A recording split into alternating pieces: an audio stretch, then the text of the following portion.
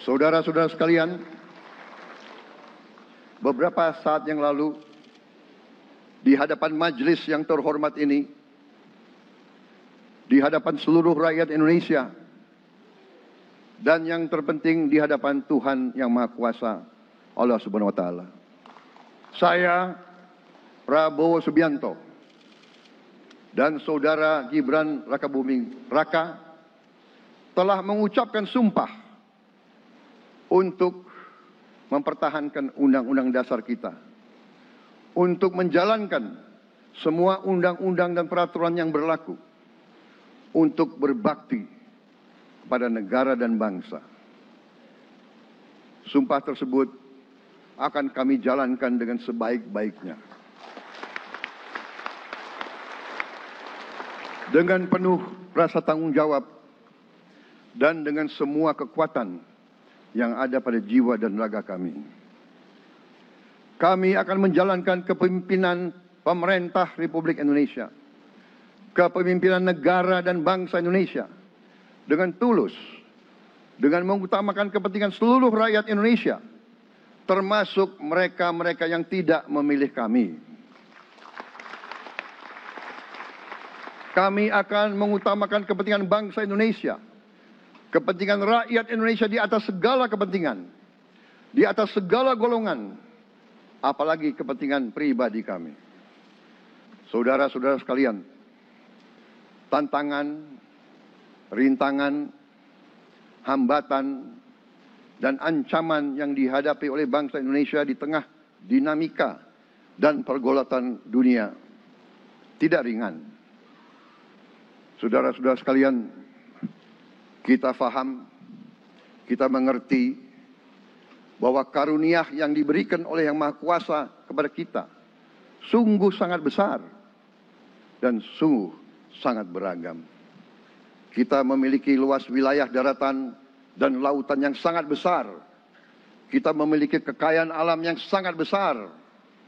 Kita mengerti bahwa sumber alam ini terdiri dari sumber-sumber alam yang sangat penting untuk kehidupan manusia di abad ke-21 dan seterusnya. Namun, di tengah segala karunia tersebut, di tengah segala kelebihan yang kita miliki, yang memang membuat kita harus menghadapi masa depan dengan optimis, tetapi kita pun harus berani untuk melihat hambatan, tantangan, rintangan, ancaman, dan kesulitan yang ada di hadapan kita. Saya selalu mengajak saudara-saudaraku sebangsa dan setanah air untuk menjadi bangsa yang berani, bangsa yang tidak takut tantangan, bangsa yang tidak takut rintangan, bangsa yang tidak takut ancaman. Saudara-saudara sekalian, sesungguhnya sejarah kita adalah sejarah dengan penuh kepahlawanan, penuh pengorbanan, penuh keberanian. Tidak hanya pemimpin-pemimpin, tapi keberanian rakyat kita menghadapi segala tantangan, bahkan invasi-invasi dari bangsa lain. Saudara-saudara sekalian, kita faham dan kita mengerti bahwa kemerdekaan kita bukan hadiah. Kemerdekaan kita dapat dengan pengorbanan yang sangat besar. Saudara-saudara sekalian, dan kita harus faham dan ingat selalu, pengorbanan yang paling besar adalah pengorbanan dari rakyat kita yang paling miskin, wong cilik yang berjuang, yang memberi makan kepada pejuang-pejuang. Janganlah kita lupa, waktu kita perang kemerdekaan, kita tidak punya anggaran, kita tidak punya APBN, pasukan kita tidak digaji. Siapa yang memberi makan kepada kita? Yang beri makan adalah para petani di desa-desa. Yang beri makan adalah para nelayan. Yang beri makan adalah para pekerja. Terus-menerus mereka yang mendirikan Republik Indonesia. Sekarang saya mengajak saudara-saudara, terutama unsur pimpinan dari semua kalangan, dari kalangan cendekiawan, dari kalangan ulama, dari kalangan pengusaha, dari kalangan pemimpin politik, dari kalangan pemuda dan mahasiswa. Mari kita berani menghadapi tantangan-tantangan tersebut. Saudara-saudara sekalian, tantangan yang besar yang kita hadapi ada yang berasal dari luar kita. Tapi harus kita akui, harus kita berani mengakui banyak tantangan, banyak kesulitan, banyak rintangan yang berasal dari diri kita sendiri. Ada tantangan-tantangan, kesulitan-kesulitan yang terjadi karena kita kurang waspada. Karena kadang-kadang kita tidak handal dan tidak piawai dalam mengurus kekayaan kita sendiri. Saudara-saudara sekalian, marilah kita berani mawas diri. Marilah kita berani menatap wajah kita sendiri. Dan mari kita berani memperbaiki diri kita sendiri. Marilah kita berani mengoreksi diri kita sendiri. Saudara-saudara sekalian, kita harus menghadapi kenyataan bahwa masih terlalu banyak kebocoran, penyelewengan, korupsi di negara kita. Ini adalah yang membahayakan masa depan kita dan masa depan anak-anak kita dan cucu-cucu kita. Kita harus berani mengakui terlalu banyak kebocoran-kebocoran dari anggaran kita, penyimpangan-penyimpangan, kolusi di antara para pejabat politik, pejabat pemerintah di semua tingkatan, dengan pengusaha-pengusaha yang nakal, pengusaha-pengusaha yang tidak patriotik. Janganlah kita takut untuk melihat realita ini. Kita masih melihat sebagian saudara-saudara kita yang belum menikmati hasil kemerdekaan. Terlalu banyak saudara-saudara kita yang berada di bawah garis kemiskinan. Terlalu banyak anak-anak kita yang berangkat sekolah tidak makan pagi. Terlalu banyak anak-anak kita yang tidak punya pakaian untuk berangkat sekolah. Saudara-saudara sekalian, kita sebagai pemimpin politik, jangan kita terlalu senang melihat angka-angka statistik yang membuat kita terlalu cepat gembira, terlalu cepat puas, padahal kita belum melihat gambaran sepenuhnya. Kita merasa bangga bahwa kita diterima di kalangan G20. Kita merasa bangga bahwa kita disebut ekonomi ke-16 terbesar di dunia. Tapi apakah kita sungguh-sungguh paham? Apa kita sungguh-sungguh melihat gambaran yang utuh dari keadaan kita? Apakah kita sadar bahwa kemiskinan di Indonesia masih terlalu besar? Apakah kita sadar bahwa rakyat kita dan anak-anak kita banyak yang kurang gizi? Banyak rakyat kita yang tidak dapat pekerjaan yang baik.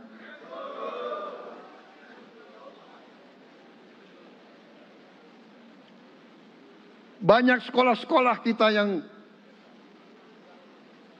tidak terurus. Saudara-saudara sekalian, kita harus berani melihat ini semua. Dan kita harus berani menyelesaikan masalah ini semua.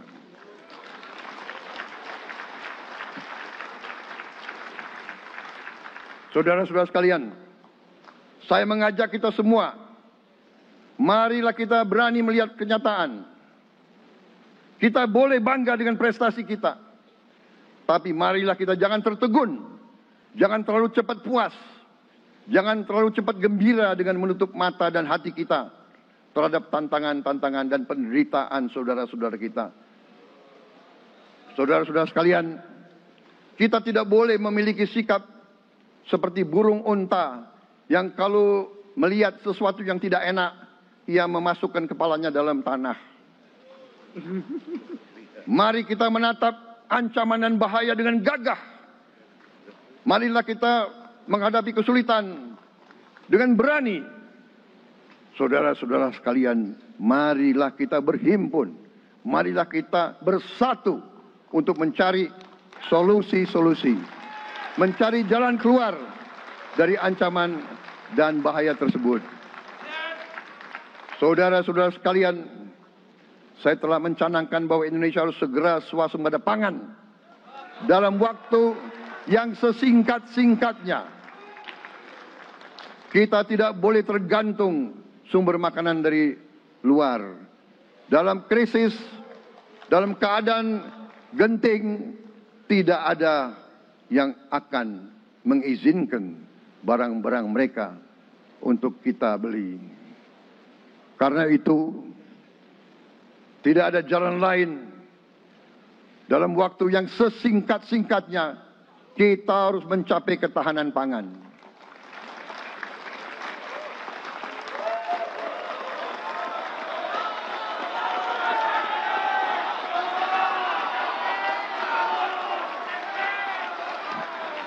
Kita harus mampu memproduksi dan memenuhi kebutuhan pangan seluruh rakyat Indonesia.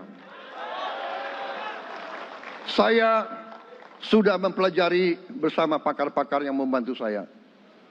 Saya yakin paling lambat 4-5 tahun kita akan swasembada pangan. Bahkan kita siap menjadi lumbung pangan dunia.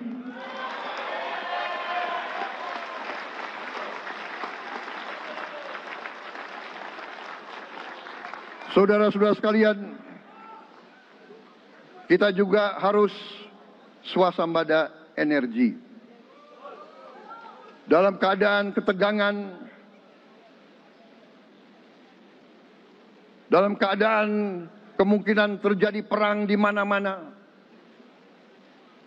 kita harus siap dengan kemungkinan yang paling jelek. Negara-negara lain harus memikirkan kepentingan mereka sendiri. Kalau terjadi hal yang tidak kita inginkan, sulit akan kita dapat sumber energi dari negara lain. Karena itu, kita harus swasembada energi dan kita mampu untuk swasembada energi. Kita diberi karunia oleh Tuhan Maha Besar. Tanaman-tanaman yang membuat kita bisa tidak tergantung bangsa lain. Tanaman-tanaman seperti kelapa sawit bisa menghasilkan solar dan bensin. Kita juga punya tanaman-tanaman lain seperti singkong, tebu, sagu, jagung, dan lain-lain.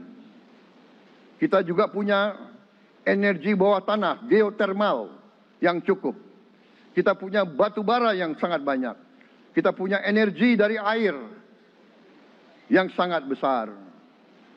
Saudara-saudara sekalian, pemerintah yang saya pimpin nanti akan fokus untuk mencapai swasembada energi. Kita juga harus mengelola air kita dengan baik. Alhamdulillah kita punya sumber air yang cukup. Dan kita sudah punya teknologi menghasilkan air yang murah dan yang bisa memenuhi kebutuhan kita. Saudara-saudara sekalian, juga semua subsidi, bantuan kepada rakyat kita yang masih dalam keadaan susah, harus kita yakin subsidi-subsidi itu sampai kepada mereka yang butuhkan. Kita harus berani meneliti dan kalau perlu kita robah subsidi itu harus kepada langsung keluarga-keluarga yang membutuhkan itu. Dengan teknologi digital kita akan mampu sampai subsidi itu sampai ke setiap keluarga yang membutuhkan. Tidak boleh aliran-aliran bantuan itu tidak sampai ke mereka yang butuh itu. Saudara-saudara, anak-anak kita semua harus bisa makan bergizi minimal 1 kali sehari. Dan itu akan kita lakukan dan itu bisa kita lakukan, saudara-saudara sekalian. Selain itu, menjamin melindungi mereka yang paling lemah untuk mencapai kesejahteraan sejati, kemakmuran yang sebenarnya, kita harus melakukan hilirisasi kepada semua komoditas yang kita miliki. Nilai tambah dari semua komoditas itu harus menambah kekuatan ekonomi kita sehingga rakyat kita bisa mencapai tingkat hidup yang sejahtera.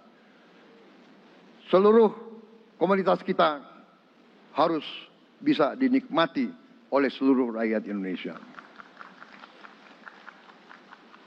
Saya sudah katakan, kita harus berani menghadapi dan memberantas korupsi dengan perbaikan sistem, dengan penegakan hukum yang tegas, dengan digitalisasi. Insya Allah kita akan kurangi korupsi secara signifikan. Tapi ini harus kita lakukan. Seluruh unsur pimpinan harus memberi contoh. Ing ngarso sing tulodo. Saudara-saudara sekalian, ada pepatah yang mengatakan, kalau ikan menjadi busuk, busuknya mulai dari kepala.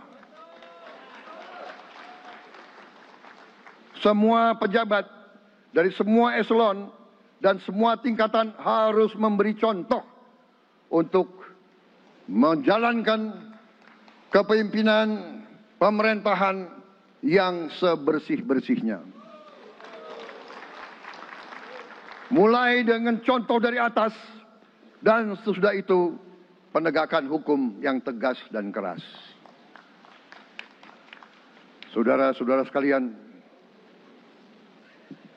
semua kita percaya dan kita yakin kita akan punya kekuatan untuk bisa menghilangkan kemiskinan dari bumi Indonesia. Ini sasaran yang berat. Bahkan banyak yang mengatakan bahwa ini sesuatu yang tidak mungkin. Saudara-saudara, pemimpin yang berani, pemimpin yang baik akan terpanggil untuk menghadapi yang tidak mungkin dan mencari jalan agar yang tidak mungkin kita atasi.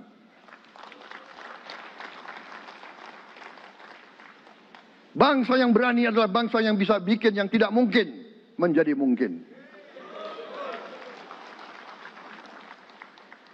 Saudara-saudara, di tengah itu cita-cita yang begitu besar, yang begitu kita idam-idamkan, kita perlu suasana kebersamaan. Kita perlu suasana persatuan. Kita perlu kolaborasi kerjasama. Bukan cekcok yang berkepanjangan. Kita perlu pemimpin-pemimpin yang tidak caci maki. Pemimpin-pemimpin yang arif, yang bijaksana, yang mengerti dan cinta budaya dan sejarah bangsa sendiri. Yang bangga dengan adab, tradisi, dan adat bangsa kita sendiri. Kita dari sejak dahulu pemikiran, kehendak, dan rancang bangun pendiri-pendiri bangsa kita, dari sejak awal bangsa ini berdiri, kita ingin menjadi bangsa yang berdemokrasi. Kita menempatkan kedaulatan rakyat setinggi-tingginya. Dalam dasar negara kita, Pancasila, kerakyatan merupakan sendi utama dari kelima sila yang kita junjung tinggi. Kerakyatan yang dipimpin oleh hikmat kebijaksanaan dalam permusyawaratan perwakilan. Kita menghendaki kehidupan demokrasi, tapi marilah kita sadar bahwa demokrasi kita harus demokrasi yang khas untuk Indonesia. Demokrasi yang cocok untuk bangsa kita. Demokrasi yang berasal dari sejarah dan budaya kita. Demokrasi kita harus demokrasi yang santun. Demokrasi di mana berbeda pendapat harus tanpa permusuhan. Demokrasi di mana mengoreksi harus tanpa caci maki. Bertarung tanpa membenci. Bertanding tanpa berbuat curang. Demokrasi kita harus demokrasi yang menghindari kekerasan, yang menghindari adu domba, yang menghindari hasut menghasut. Demokrasi kita harus demokrasi yang sejuk, demokrasi yang damai, demokrasi yang menghindari kemunafikan. Hanya dengan persatuan dan kerjasama kita akan mencapai cita-cita para leluhur bangsa kita. Bangsa yang gemah ripah loh jinawi, toto tentrem kertoro harjo. Bangsa yang baldatun, tojibatun, warobun gofur. Bangsa di mana rakyat cukup pangan, cukup sandang, cukup papan. Cita-cita kita adalah melihat wong cilik iso gemuyu. Wong cilik bisa senyum, bisa ketawa. Saudara-saudara sekalian, kita harus ingat bahwa kekuasaan itu adalah milik rakyat. Kedaulatan itu adalah kedaulatan rakyat. Kita berkuasa seizin rakyat. Kita menjalankan kekuasaan harus untuk kepentingan rakyat. Kita harus selalu ingat, setiap pemimpin dalam setiap tingkatan harus selalu ingat, pekerjaan kita harus untuk rakyat.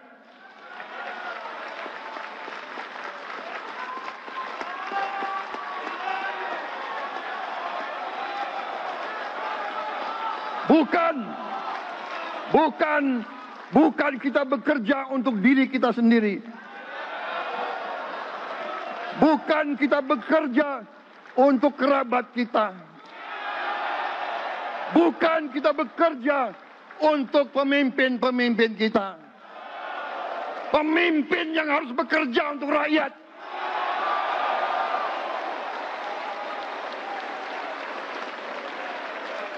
Saudara-saudara sekalian, kita harus mengerti selalu, sadar selalu bahwa bangsa yang merdeka adalah bangsa di mana rakyatnya merdeka. Rakyat harus bebas dari ketakutan, bebas dari kemiskinan, bebas dari kelaparan, bebas dari kebodohan, bebas dari penindasan, bebas dari penderitaan. Saudara-saudara sekalian, masih ada saudara-saudara kita usianya di atas 70 tahun masih menarik becak. Ini bukan ciri-ciri bangsa yang merdeka. Hanya kalau kita bisa wujudkan itu, kalau kita bisa wujudkan keadaan di mana rakyat kita sungguh-sungguh merasa dan menikmati kemerdekaan, baru boleh kita sungguh-sungguh puas dan bangga dengan prestasi Indonesia merdeka. Sebelum itu, marilah kita kerja keras.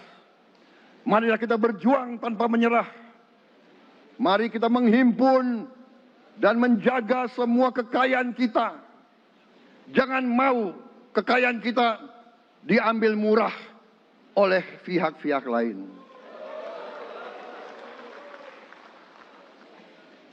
Saudara-saudara sekalian, semua kekayaan kita harus sebesar-besarnya untuk kepentingan dan kemakmuran rakyat kita. Saudara-saudara, dalam sejarah politik, hal ini mudah diucapkan, tidak mudah untuk kita capai. Tapi kita bisa capai kalau kita bersatu dan bekerja sama. Marilah kita bangun masa depan bersama. Marilah kita menganggap rekan-rekan kita, walaupun berbeda suku, berbeda agama, berbeda partai, berbeda golongan, kita adalah sama-sama anak Indonesia. Bertanding semangat, sesudah bertanding, mari kita berhimpun kembali.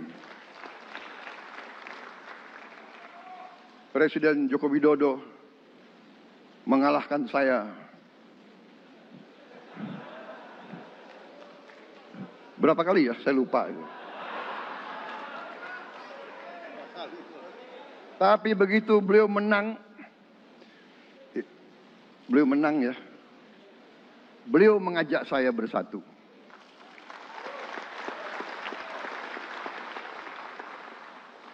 Dan saya menerima ajakan itu. Sekarang saya yang menang. Dan saya mengajak semua pihak, ayo bersatu.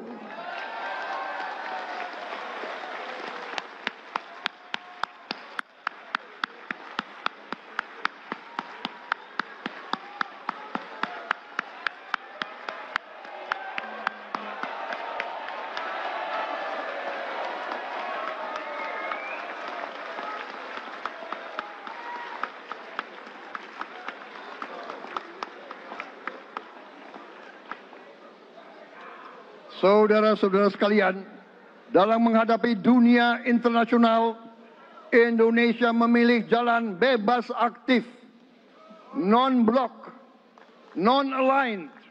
Kita tidak mau ikut fakta-fakta militer manapun. Kita memilih jalan bersahabat dengan semua negara. Sudah berkali-kali saya cadangkan, Indonesia akan menjalankan politik luar negeri sebagai negara yang ingin menjadi tetangga yang baik. We want to be the good neighbor. Kita ingin menganut filosofi kuno. 1000 kawan terlalu sedikit, 1 lawan terlalu banyak.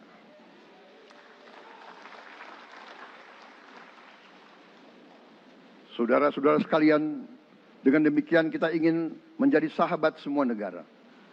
Tapi kita punya prinsip. Prinsip kita adalah prinsip anti penjajahan. Karena kita pernah mengalami penjajahan. Kita anti penindasan. Karena kita pernah ditindas. Kita anti rasialisme.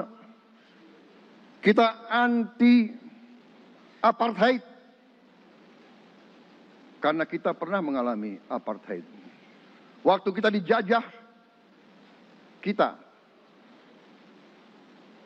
bahkan kita digolongkan lebih rendah dari anjing. Banyak prasasti dan marmer, banyak papan-papan di mana disebut Honden en Inlander Verboden. Saya masih lihat prasasti di kolam renang Manggarai tahun 78. Honden en Inlander Verboden, saudara-saudara. Karena itu kita punya prinsip, kita harus solider, kita harus membela rakyat-rakyat yang tertindas di dunia ini. Karena itu kita mendukung kemerdekaan rakyat Palestina.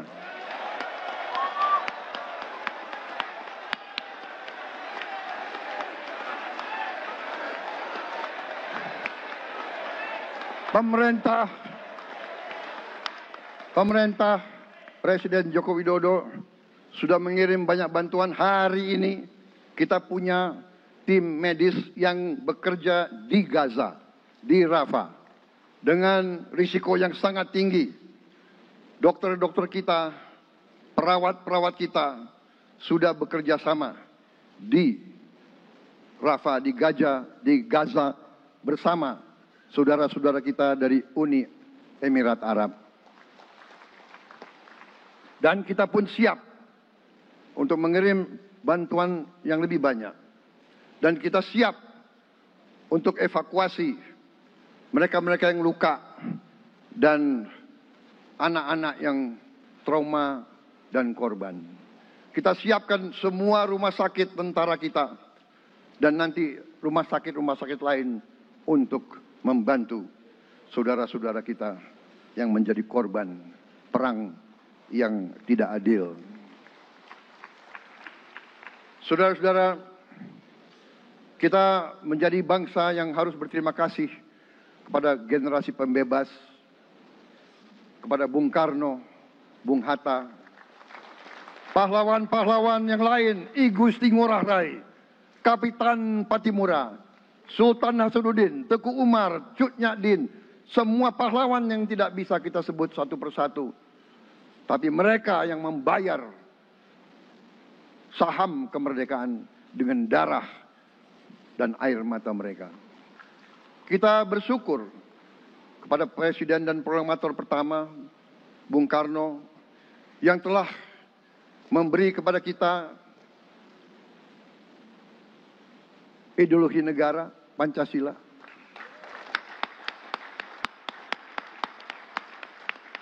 Yang keluar masuk penjara, dibuang di mana-mana.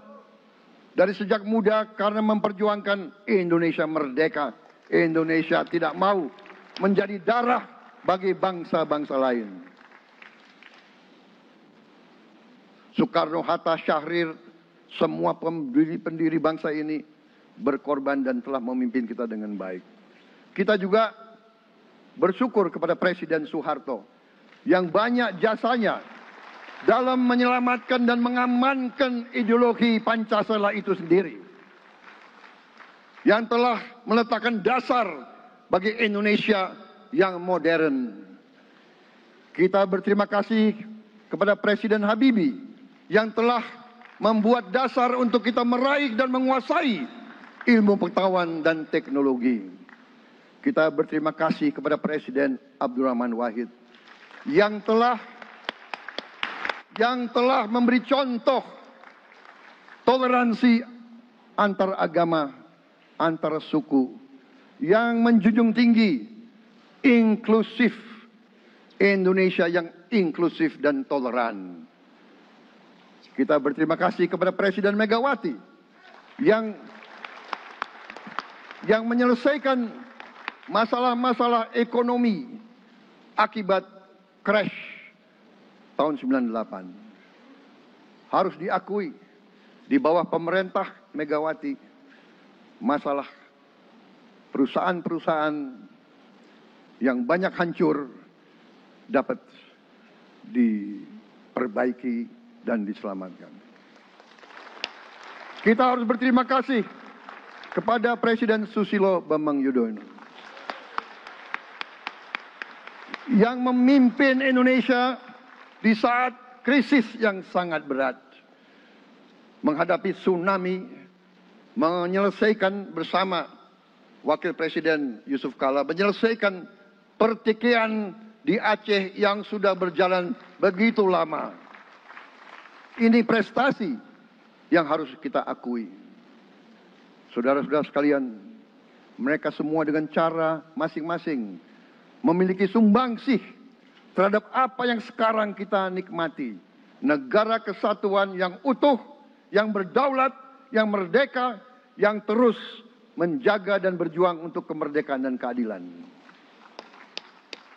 Saudara-saudara sekalian, sekarang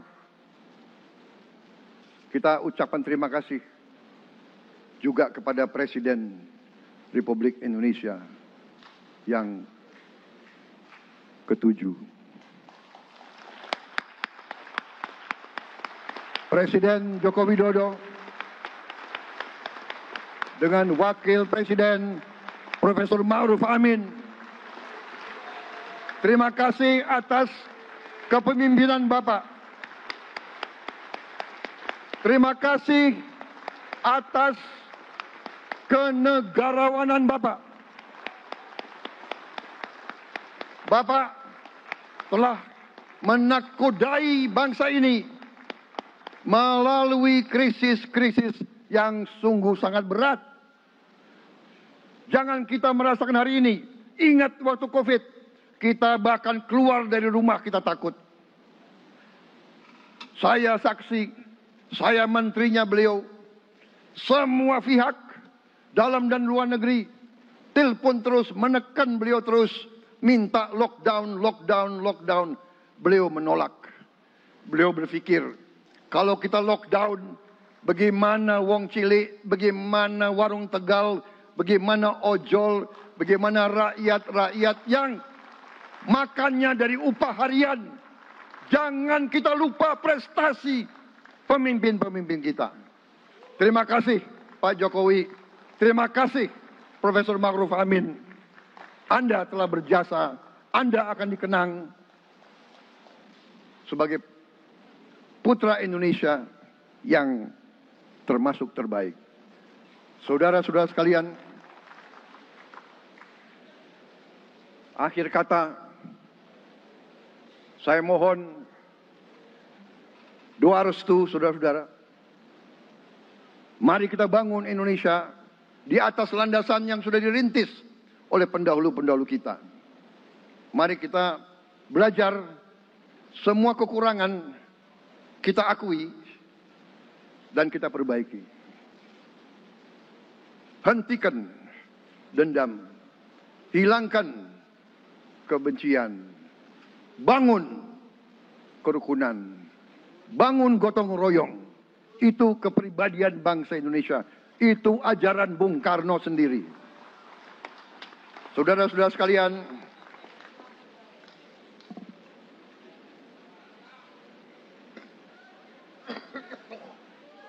kami siap melanjutkan estafet kepimpinan. Kita siap bekerja keras menuju Indonesia Emas, menjadi bangsa yang kuat, merdeka, berdaulat, adil dan makmur. Kita tidak mau mengganggu siapapun. Kita tidak mau mengganggu bangsa lain. Tapi kita juga tidak akan mengizinkan bangsa manapun untuk mengganggu kita. Semoga Tuhan yang Maha Besar, Allah Subhanahu wa Ta'ala, yang memiliki sekalian alam, semoga melindungi kita semua.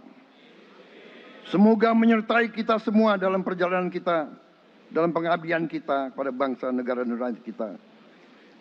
Kita juga berdoa kepada Yang Maha Kuasa agar tamu-tamu agung kita, mereka-mereka yang datang dari jauh, akan kembali ke rumah mereka masing-masing dalam keadaan aman dan dalam keadaan terus bersahabat dengan kita, saudara-saudara sekalian. Wassalamualaikum warahmatullahi wabarakatuh.